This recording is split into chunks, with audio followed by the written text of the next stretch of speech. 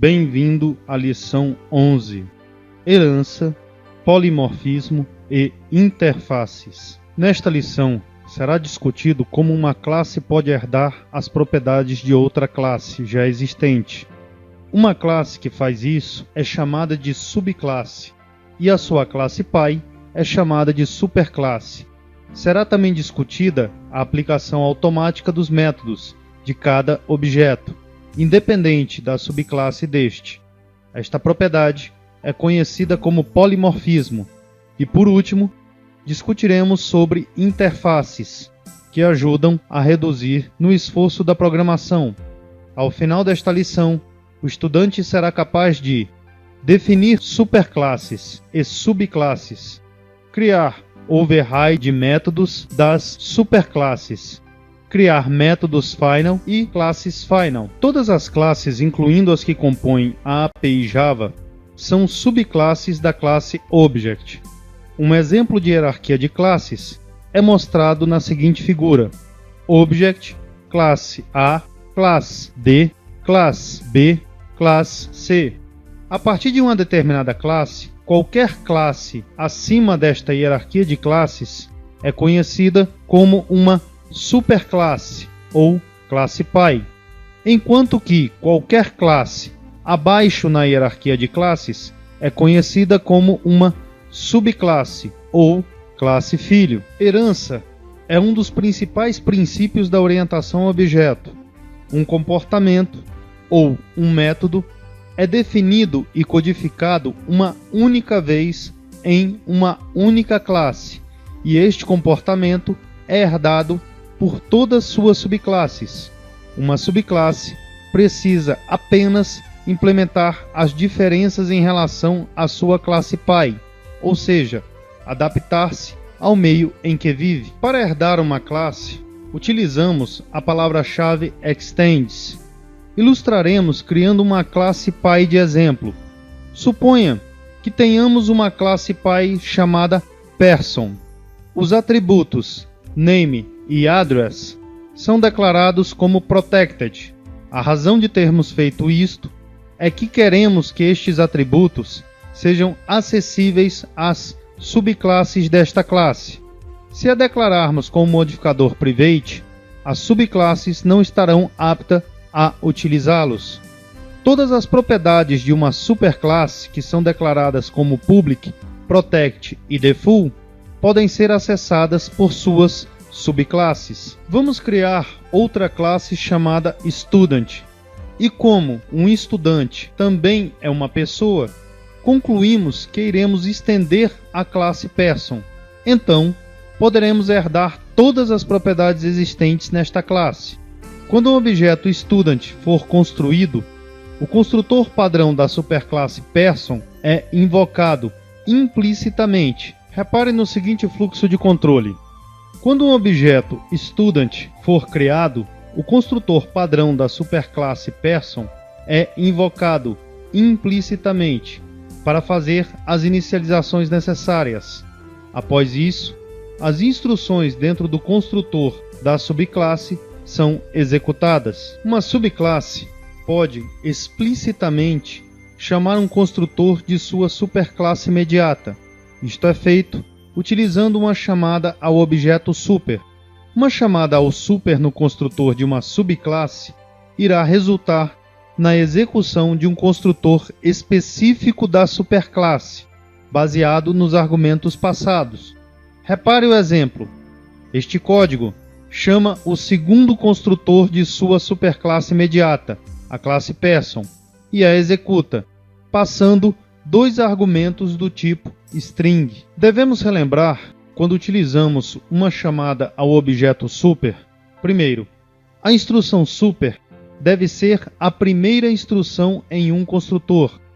As instruções dis e super não podem ocorrer simultaneamente no mesmo construtor. O objeto super é uma referência aos membros da superclasse, assim como o objeto dis é a sua própria classe. Se por alguma razão uma classe derivada necessita que a implementação de algum método seja diferente da superclasse, O polimorfismo por override pode vir a ser muito útil.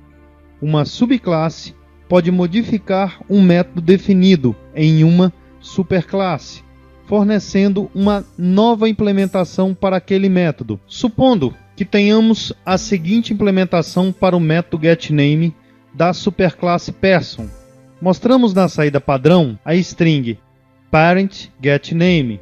Para realizar um polimorfismo por override, no método getName da subclasse student, repetimos a assinatura do método e simplesmente modificamos a sua saída. Agora será mostrado student getName. Podemos declarar classes que não permitem a herança. Estas classes são chamadas classes finais. Para definir que uma classe seja final, adicionamos a palavra-chave final na declaração da classe, na posição do modificador. Também é possível criar métodos que não possam ser modificados pelos filhos, impedindo o polimorfismo por override. Estes métodos são o que chamamos de métodos finais. Para declarar o método final, adicionamos a palavra-chave final na declaração do método. A capacidade de uma referência mudar de comportamento de acordo com o objeto a que se refere é chamada de polimorfismo. O polimorfismo permite que múltiplos objetos de diferentes subclasses sejam tratados como objetos de uma única superclasse. Automaticamente, sejam selecionados os métodos adequados a serem aplicados a um objeto em particular, baseado na subclasse a que ele pertença. Considerando a classe PyPerson e a subclasse Student do exemplo anterior, adicionaremos outra subclasse a Person, que se chamará Employee. Criamos uma referência que é do tipo superclasse para um objeto de sua subclasse. Supomos um método getName em nossa superclasse Person. Modificamos este método em ambas as subclasses Student e Employee. Voltando ao método main, quando tentamos chamar o método getName da referência ref do tipo person, o método getName do objeto student será chamado. Agora, se atribuirmos ref ao objeto employee, o método getName de employee será chamado. Para criar métodos em classes, devemos necessariamente saber qual o seu comportamento. Entretanto, em muitos casos, não sabemos como estes métodos se comportarão na classe que estamos criando e, por mera questão de padronização, desejamos que as classes que herdem desta classe possuam obrigatoriamente estes métodos.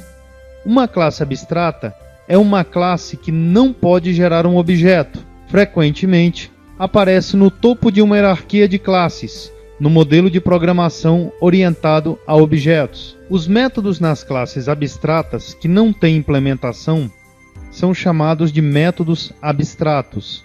Para se criar um método abstrato, apenas escreva a assinatura do método sem o corpo e utilize a palavra-chave abstract. Neste exemplo, para a classe abstrata LivingThing, criamos dois métodos reais, ou seja, dois métodos com implementação, o método Brave e o método It. Criamos também mais um método abstrato, denominado Walk. Quando uma classe estender a classe abstrata LivingThing, ela é obrigada a implementar todos os métodos abstratos, neste caso, o método Walk. Uma interface é um tipo especial de classe que contém unicamente métodos abstratos ou atributos finais. Interfaces, por natureza, são abstratas. Interfaces definem um padrão e o caminho público para a especificação do comportamento de classes. Permitem que classes, independentemente de sua localização na estrutura hierárquica, implementem comportamentos comuns. Utilizamos interfaces quando queremos classes não relacionadas, que implementem métodos similares. Através de interfaces, podemos obter semelhanças entre classes não relacionadas, sem forçar um relacionamento artificial entre elas. Outra razão para se utilizar interfaces na programação de objetos é revelar uma interface de programação de objeto, sem revelar estas classes. Como veremos mais adiante, podemos utilizar uma interface como tipo de dados. Finalmente, utilizamos interfaces quando precisamos de um mecanismo alternativo para a herança múltipla, que permite às classes em ter mais de uma superclasse. A herança múltipla não está implementada em Java. A sintaxe para criarmos interfaces é public, abstract, interface, nome da interface, sendo que public e abstract são opcionais. Repare a ausência da palavra-chave class. Dentro da interface, podemos ter os atributos public, final, tipo do atributo, nome do atributo, igual a um valor inicial. Todo atributo dentro de uma interface, obrigatoriamente, é público e final. Podemos também ter métodos abstratos dentro desta interface: public, abstract, retorno, nome do método, argumento. Todo método de uma interface, obrigatoriamente, é abstrato. Por exemplo, criamos uma interface chamada Relation. Nesta, definimos 3 métodos: Boolean is greater, Boolean is less, Boolean is equal. Cada método deste é público e abstrato. Criamos agora uma classe chamada Line. Esta classe implementa a interface Relation. Esta classe é obrigada a implementar os mesmos métodos com as mesmas assinaturas. Caso falte qualquer método ou a assinatura esteja errada, o compilador acusará um erro. A principal diferença entre uma interface e uma classe abstrata é que a classe abstrata pode possuir métodos implementados, reais, ou não implementados, abstratos. Na interface, todos os métodos são obrigatoriamente abstratos e públicos, tanto que para esta a palavra-chave abstract ou public é opcional. Uma característica comum entre uma interface e uma classe é que ambas são tipos. Isto significa que uma interface pode ser usada no lugar onde uma classe é esperada.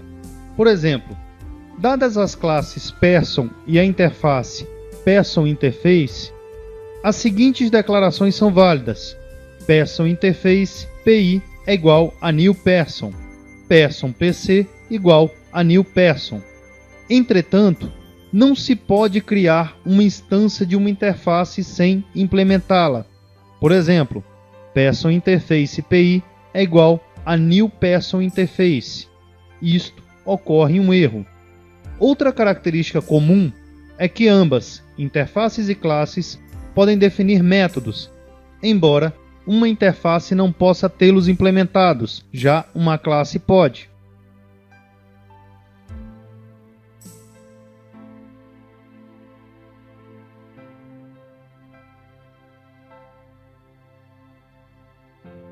Como vimos nas sessões anteriores, uma classe pode implementar uma interface e, para isso, prover o código de implementação para todos os métodos definidos na interface.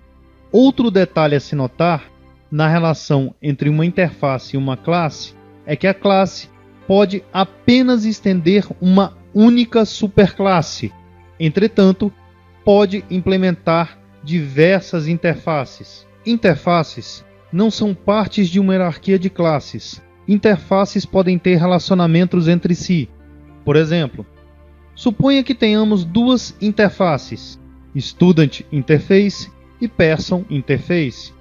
Se Student Interface estende Person Interface, esta herda todos os métodos declarados em Person Interface. Nesta lição, vimos herança, superclasse e subclasse, utilizando a palavra-chave super para acessar campos e construtores de superclasses, override de métodos, métodos e classes final, classes abstratas, interfaces. Os seguintes parceiros tornaram o Jedi possível em língua portuguesa: Instituto CTS, Sun Microsystems, Java Research and Development Center da Universidade das Filipinas, DFJUG, Banco do Brasil, Politec, Borland, Instituto Gaudium e CNBB.